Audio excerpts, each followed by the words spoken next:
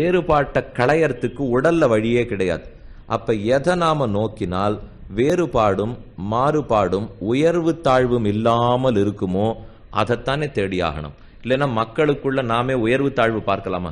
இங்க இருக்கிற ஆண்கள்னு எடுத்துட்டீங்கன்னால் சில பேர் திருமணம் இட்டு கொண்டவர்கள், சில பேர் விபூதி இட்டவர்கள், சில பேர் இரண்டும் இடாதவர்கள், சிலர் கால் சராய் போட்டவர்கள், சிலர் வேஷ்டி உடுத்தியவர்கள், எத்தனையோ இருக்குன்னு வச்சுங்க. இதெல்லாம் பேதம். இந்த பேதத்தை மாத்தி அபேதத்துக்கு வரணும்னால் உடலோட நிறுத்திண்டா வரவே முடியாது. ஆத்ம விஷயத்தை நோக்கினாத்தான் எல்லாரும் சமம்ங்கிற புத்தி முதல்ல வரும். அப்ப அடுத்து கேட்போம், என்னத்துக்கு சமம்ங்கிற புத்தி வரணும்?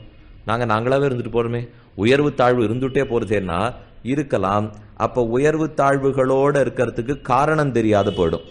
ஒருத்தர் 6 அடி இருக்காரே, ஒருத்தர் 4 அடி இருக்காரே, எண்ணத்தினாலே. ஒருத்தர் வேகமா பேசுறாரே, ஒருத்தர் மெதுவா பேசுறாரே, எண்ணத்தினாலே. ஒருத்தர் புஸ்தகத்தை ஒரு தரம் படிக்கச்சே புரிஞ்சுக்கிறாரே, ஒருத்தருக்கு 4 தரம் படிச்சாலும் புரிஞ்சுக்கலையே, எண்ணத்தினாலே. இப்ப கண்ணால பாக்குறது மட்டும்தான் நம்புவேன் அப்படின்னு ஒருத்தர் பிடிவாதம் படிக்கிறாருன்னு வச்சுப்போம். இந்த கேள்விக்கெல்லாம் அவர் பதில் சொல்லணும் இல்லையோ?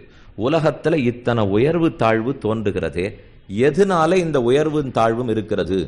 உடம்பு ரீதியா மட்டும்னா அப்ப நானே இதை மாத்திக்க முடியணும். என்ன நானே வேணும்னா 6.25 அடி ஆக்கிக்கலாம், என்ன வேணும்னா நானே 4 அடி ஆக்கிக்கலாம். இதெல்லாம் ஆக்க முடியறதா தெரியல. அப்ப எதனால இந்த உயர்வு தாழ்வுக்கு காரணம்னே புரியலையோ இல்லையோ? ஏதோ ஒரு காரணம் கண்ணுக்கு தெரியாமல் இருக்க வேண்டும். இருக்கவே தான் இத்தனை தூரம் நாம நீங்களா அவரா இருக்கார். ஞானத்திலே ஏற்றத்தாழ்வு, பணத்திலே ஏற்றத்தாழ்வு, வியாதி ஆரோக்கியத்திலே ஏற்றத்தாழ்வு, ஆயுசிலே ஏற்றத்தாழ்வு, இது இத்தனையும் மாறி மாறி நடக்கிறதே எதுக்காக? இந்த கேள்விக்கு பதில் தெரிஞ்சாகணும். மாறாமல் இருக்கிறது ஏதான் உண்டா கிடையாதா? அந்த கேள்விக்கு பதில் தெரிஞ்சாகணும். மாறி மாறி நடக்கிறது எதுக்காகன்னு கேட்கச்சேவே அப்ப ஆத்மான்னு ஒரு தத்துவத்தை ஒத்துக்கணும். இந்த உடல் இப்ப எடுத்திருக்கமே என்னத்துக்காகன்னு சொன்னால் இதுக்கு முன்னாடி நடந்த ஏதோ ஒன்று காரணம்னு தானே நமக்கு சொல்லவே தோணும். இப்ப இது படைக்கப்பட்டிருக்கே எதுனாலே? திடீர்னு இந்த இடத்துல முளைக்குமா? யாரோ தரத உற்பத்தி பண்ணியிருந்தா தானே இது இந்த இடத்துல முளைச்சிருக்கும். அப்ப இதற்கு முன்னால்னு ஒரு நிலைக்கு போற மொழியும் கொஞ்சம் சூக்ஷ்மமான அர்த்தம். நிமிந்து உட்காந்து கேட்டுங்கோ, அப்புறம் கதைக்கு போறச்சே நீங்க கேட்கறாப்புல கேட்டுக்கலாம். இந்த வஸ்து திடீர்னு இந்த இடத்துல இப்ப உருவாகலை. இது ஏதோ ஒன்று பண்ணப்பட்டுத்தானே உருவாக்கிறோம். இப்ப நான் இருக்கேன்னா ஏதோ ஒண்ணு என்னை படைத்திருக்க வேண்டும் இல்லையோ? நான் உருவாயிருக்கணும். யார் உருவாக்கினார்கள்? தாய் தந்தைன்னு வச்சுப்போம். நேர பகவான் உடனே போக வேண்டாம். நம்ம தாய் தந்தையுமே உருவாக்கினார்கள்னாலும் என்ன நன்னா உருவாக்கணும்னு தானே ஒரு தாய் தந்தையும் விருப்பப்படுவார்கள். எனக்கு படிப்புல 35 வந்தா போரும்னு யாரானு பெற்றெடுப்பாடா? இல்லை இவனுக்கு வேகமா பேசவே வரவேண்டான்னு ஆறான்னு நினைப்பார்களா? இவன் வெள்ளவெளையர்னு இருக்க வேண்டான்னு ஆறான்னு நினைப்பார்களா? இவன் அழகனா இருக்க வேண்டான்னு ஆறான்னு நினைப்பார்களா?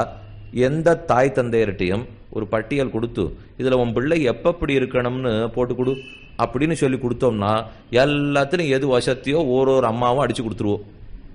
இப்படித்தான் உலகத்துல நடக்கும். ஆனா அந்த மாதிரி ஒரு பிள்ளையும் பெண்ணும் பெருக்கிறதா தெரியலையே. அவர்கள் பிறக்கும் போது தாய் தந்தையர்கள் விருப்பத்தை மீறி பிறக்கிறார்கள். அவர்கள் இப்படி பிறக்கணும்னு நினைக்காட்டாலும் அவர்கள் அப்படித்தான் பிறக்கிறார்கள்னா இவர்களை தவிர உற்பத்திக்கு வேற ஏதோ காரணம் இருக்குன்னு தெரியறது. இல்லைன்னா இவர்களுக்கு வாய்ப்பு கிடைச்சா நல்ல குழந்தைகளாவே தானே நமக்கு கொடுப்பார்கள், படிக்கிற பிள்ளைகளாவே தானே கொடுப்பார்கள். அப்ப அதை தவிர வேற ஏதோ இருக்கு. இன்னொரு விதத்திலையும் இதை நோக்குவோம். நாம் நம் பிறப்புக்கு காரணமா இருக்கணும். இப்ப என் தாய் தந்தையர்கள் என்னுடைய பிறப்பையும் அதில் உயர்வு தாழ்வையும் முடிவு பண்றார்கள்னு வச்சுங்க. அப்ப ஒருத்தருடைய காரியம் இன்னொருத்தர் பேர்ல தாக்குதல் இருக்குன்னு ஆறு சொல்லு. யாரோத்தருடையது மற்றொருத்தரை முடிவு பண்றதுனால் அப்ப லோகத்துல ஒரு பெரிய குழப்பம் வரும். எனக்கு ஜலதோஷம்னா பக்கத்து வீட்டுக்காரன் மருந்து சாப்பிடலாம்.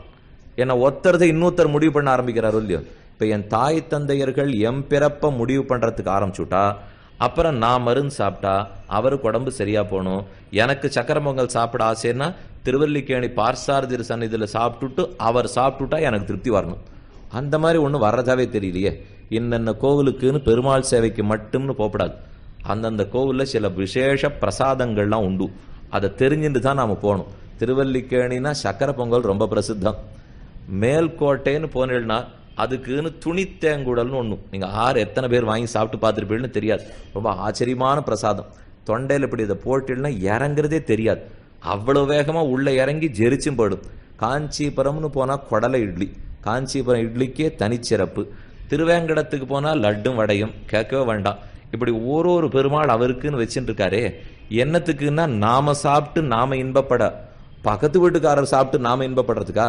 அதனால என்னுடைய காரியம்னா நான் தான் காரணமா இருக்கணும், அதுக்கு மற்றொருத்தர் காரணமா இருக்கக்கூடாது.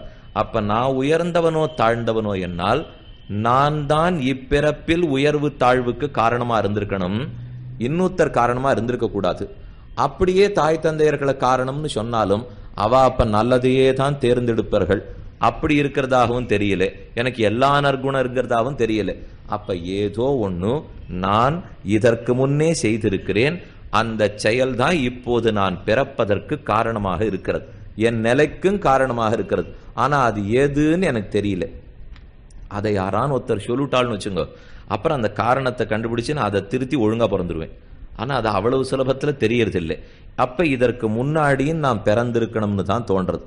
எப்படி சுவாமி பிறந்திருப்பேன்? இந்த உடலே சிறு குழந்தையினுடைய உடல், அது தாய் கர்ப்பத்தில் இவ்வளவு சின்னதா இருந்து மெதுமெதுவே தானே வளர்ந்து வந்தது. நீங்கள் இல்லை என்றால் நான் இல்லை என்ற ஒரு தத்துவத்திற்கு போன வருடம் நீங்கள் பார்வையாளர்களாக 1 கோடியை தந்தமைக்கு நன்றி கூறி, மீண்டும் அடுத்த தெய்வீக இறை அருட்பகுதியில் உங்களை தெளிவு பார்க்கும் வரை உங்களுக்காக தினமும் உங்கள் வாழ்நாளில் சிறக்க வேண்டும் என்பதற்காக தினமும் இறைவனை பிரார்த்தித்துக் கொண்டிருக்கும் முருகனடியார்கள் சீனிவாசன் விஸ்வநாதன். வணக்கம்.